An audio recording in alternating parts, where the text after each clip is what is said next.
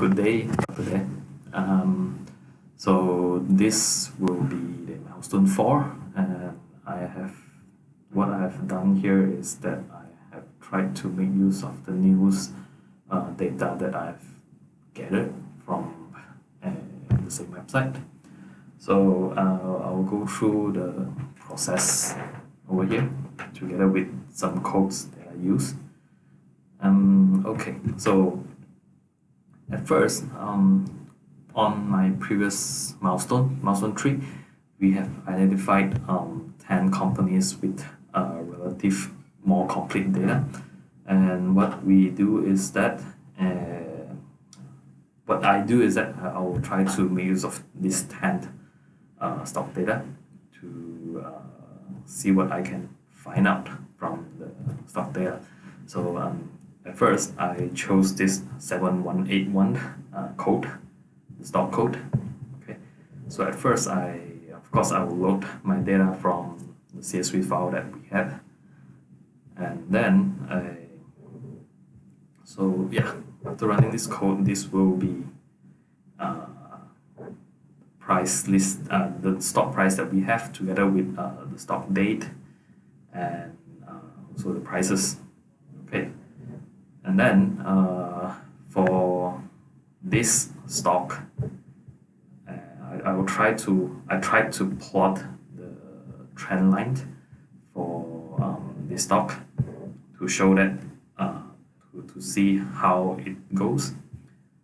Okay, so but in these steps, this will be the time series stock price. So yeah, as you can see, this is only for 7181 stock.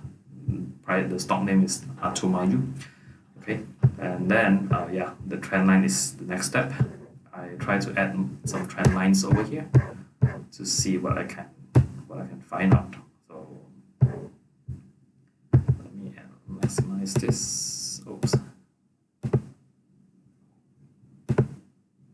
Okay, but as you can see, the trend line is not looking so good, not looking that nice.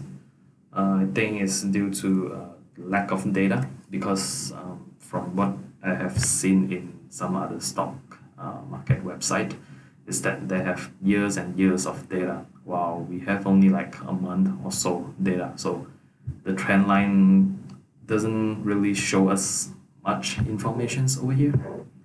So maybe if we manage to gather like a year or 2 years of data, then we will see more things from the trend line over here.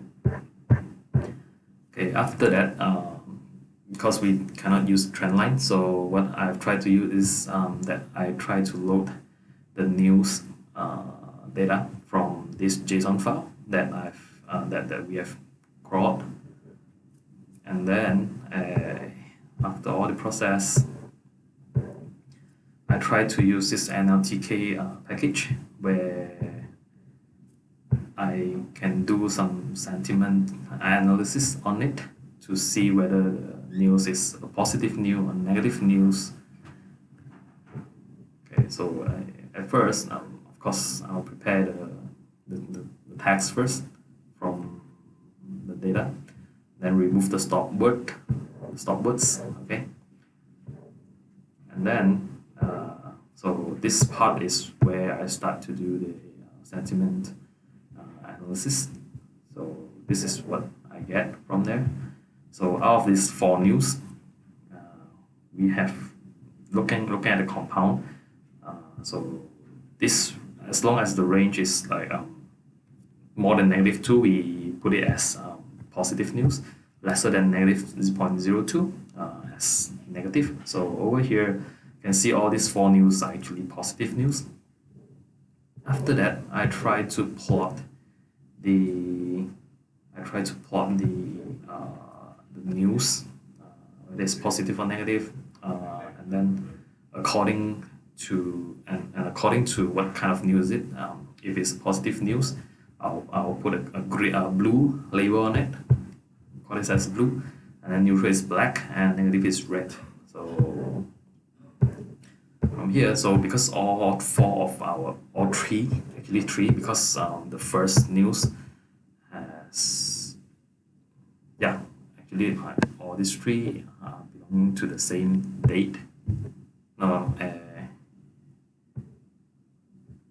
yeah, belonging to the same date. So and then